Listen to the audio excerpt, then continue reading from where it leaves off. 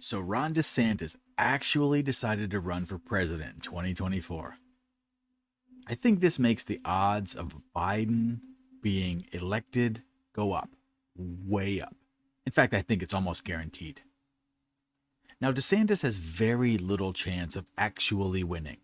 His polling numbers aren't that great, and he's got another huge problem that has nothing to do with Trump or Biden. Now, DeSantis has great policy ideas. He's willing to go head to head with Disney, even though mistakes were made. His greatest strength is border and immigration policy. That will win him the most Republican votes, but it won't be enough. His big problem? He is so boring.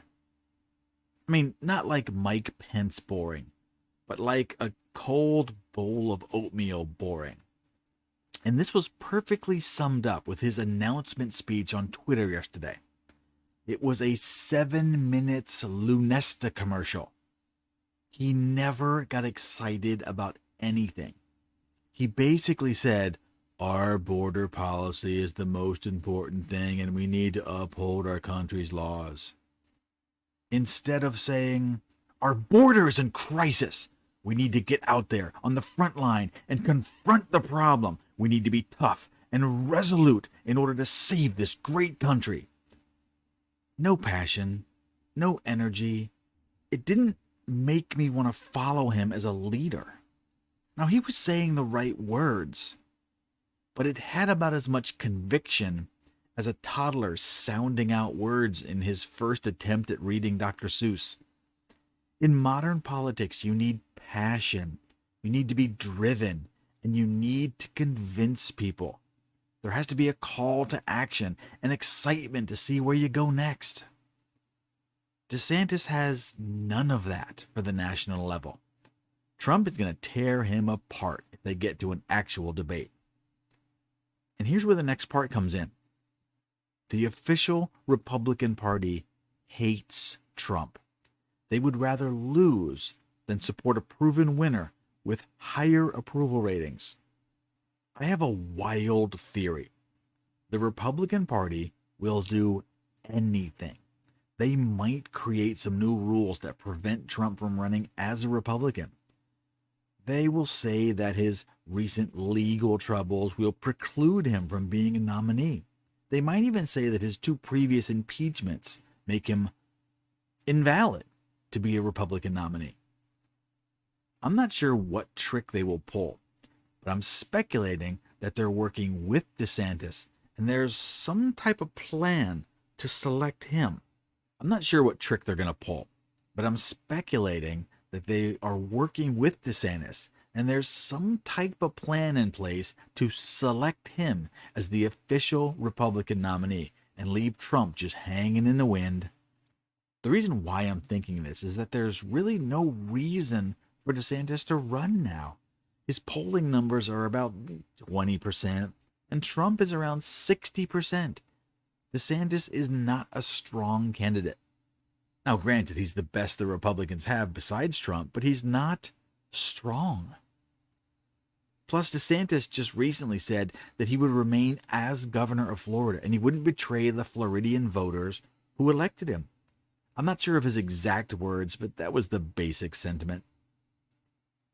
He will turn against his Florida base for a long shot of winning against Trump.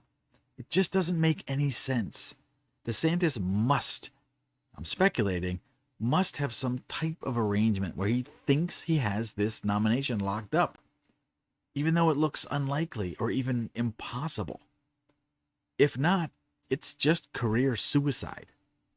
So, working under this assumption, will Trump just become a shrinking violet and fade into the shadows? Have you ever seen Trump? No, of course not. I'd guess that he runs as an independent. Maybe he'll create the MAGA party. It's not unrealistic. We have had many political parties over the years.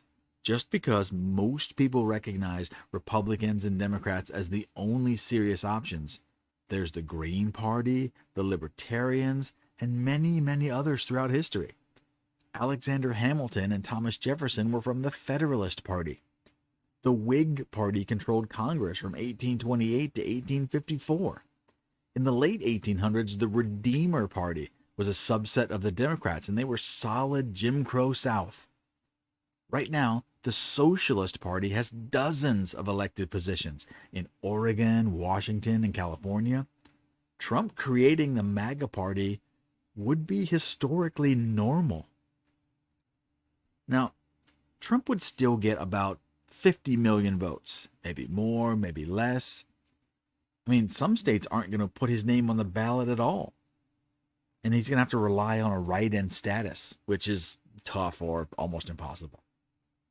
DeSantis would get half of that, 20, 30 million votes maybe.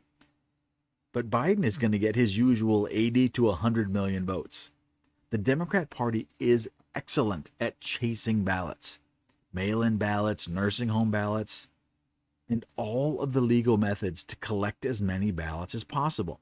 In many cities, they've changed the rules. It's now completely 100% legal for a single person to collect and turn in hundreds or even thousands of ballots. I don't like it, but they changed the rules, and now I guess this is legal. Republicans have no ground game to compete with this type of balloting. So if, and trust me, this is a big if, DeSantis runs and is heavily supported by the Republican convention, and he receives the official nomination, then Biden wins, hands down. It's not even a competition. The 2024 election is just barely getting started, and literally at this point, anything can happen. But I just wanted to get this out early, just in case I was right. All right, I got more videos coming later, so I'll see you soon.